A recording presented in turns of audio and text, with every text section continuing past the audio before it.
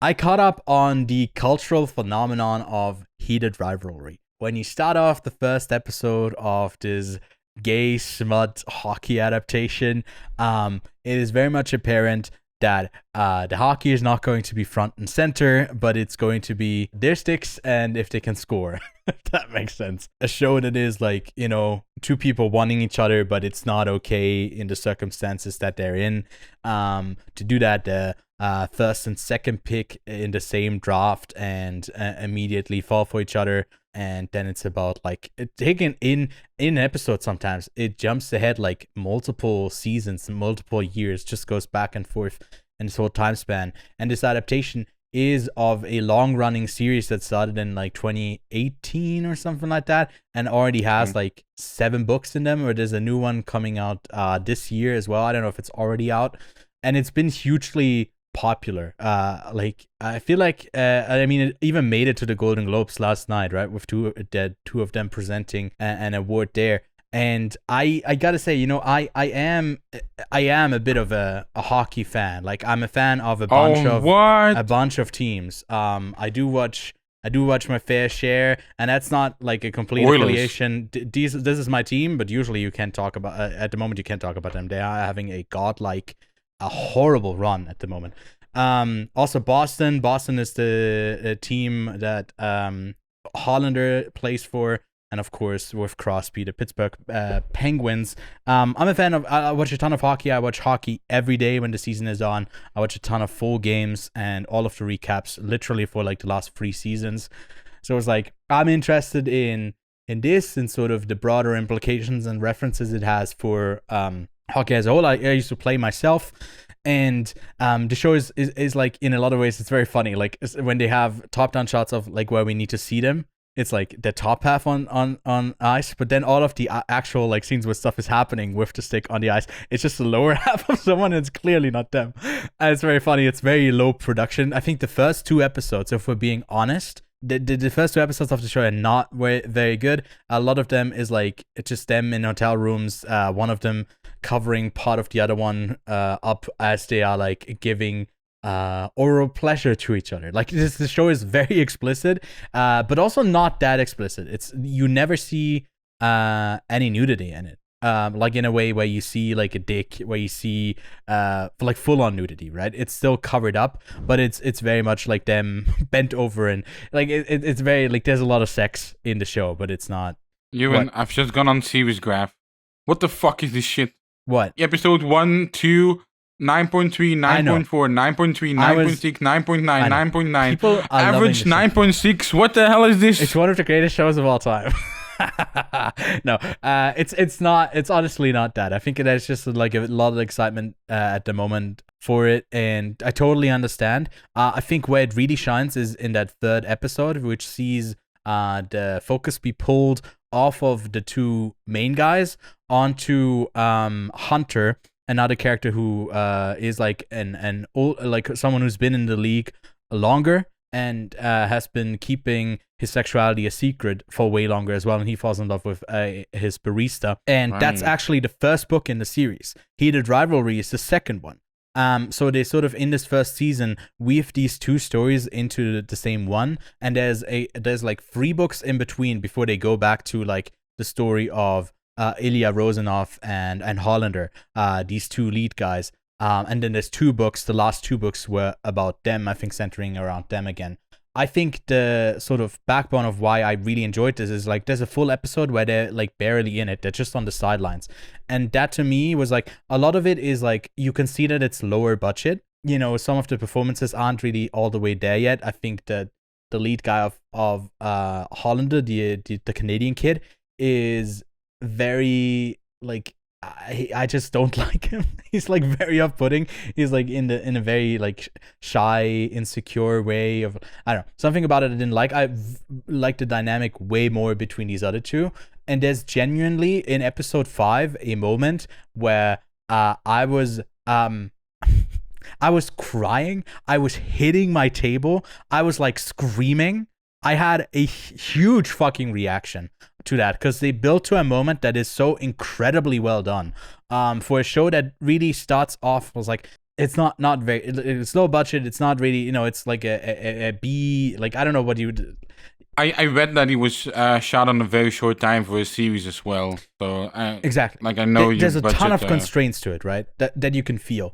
And then in the third episode, they do with that limitation quite well. I think a lot of the moments are because it's about their sexual life, and also in the book, from what I've read, I haven't read the book, but from what I've read, a lot of the context just is always in the bedroom within the sex scenes, because that's the only place where they are like secretly together, right? They don't really have public appearances with each other. They can't be out. So a lot of it is in the context of sex that they explore their relationship.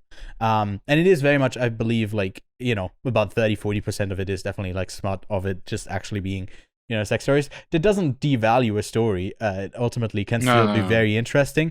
And I think for the context of like hockey, I feel like it does a well enough job of, like, for example, they call each other by their last names at all times. And when they don't, it is sort of like hockey players do that. They always call themselves by the last name. I don't know if that's also in other sports, probably maybe as well, but like in hockey, it really is like that. When they do call each other by their first names, it's very like it has a different implication. It's like sort of like that sort of intimacy there, and it's also a show that is full of like these confrontations of the world that doesn't accept them. But when they would reach out to like a certain group of people that they're familiar with, there is that like bond and understanding. And each time it feels like for them, because it also takes place in basically, this guy, Sidney Crosby, and Alexander Ovechkin, which got drafted by the Washington Capitals. For the last decade and a half, he doesn't know, there's been a rivalry where he's a Canadian, the other guy's Russian. Same dynamic as here. They basically are going through the same like Sochi Olympics, which was the last Winter Olympics where both of them were at. Also, Russia was still there as well. Like they sprinkled in these real things of like, obviously not actually calling the teams because I feel like that would be a lot of legal trouble.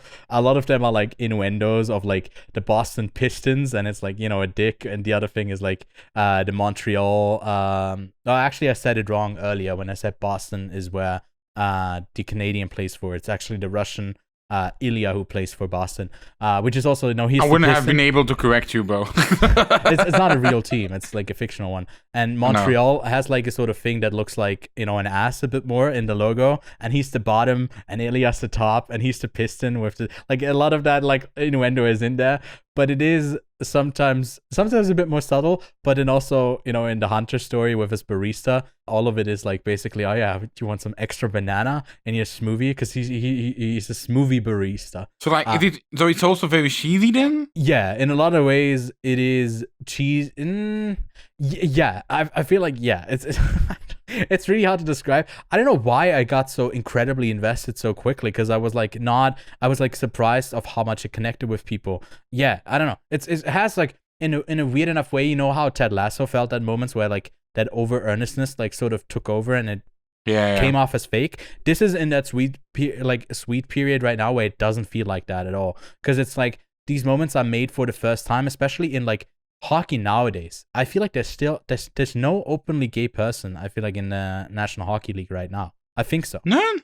I at least and it's not like, it was like, oh, I gotta know who's gay and who's not in the NHL. To be fair, I guess in a sport like hockey where you people are constantly ramming at each other, like, a bit different. Yeah, I feel like in a lot of sports than soccer, it's still it still would football. be.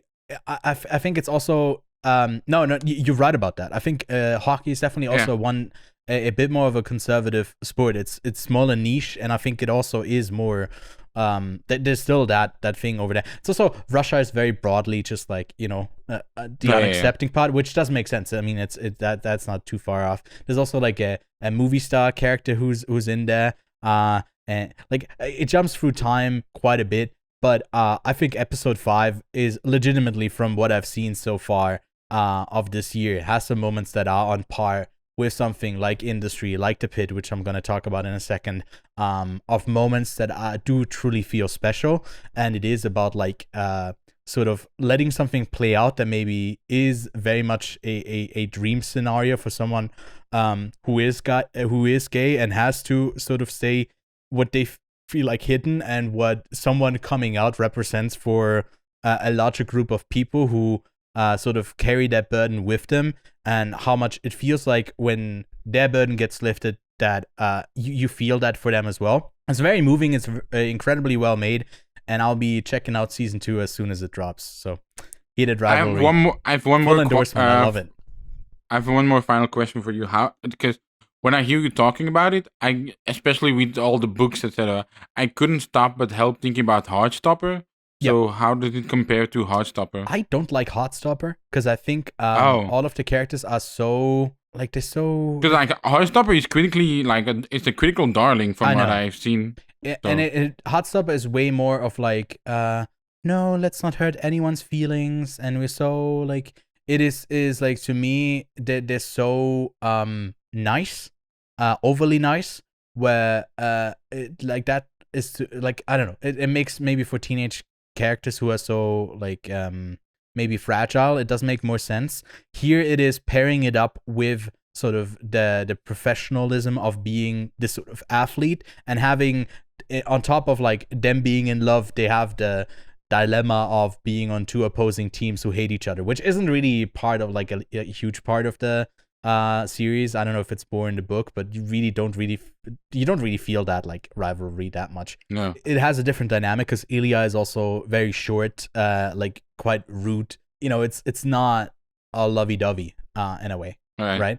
So it has a toughness, so like you're building up to some vulnerability as well. Where I felt like with Heartstopper, everyone is like always already so open, and to me that reads a bit as fake, even though it might be very approachable and like a safe space for people who don't feel safely represented in media, where all of it is always like the tragedy of coming out and all.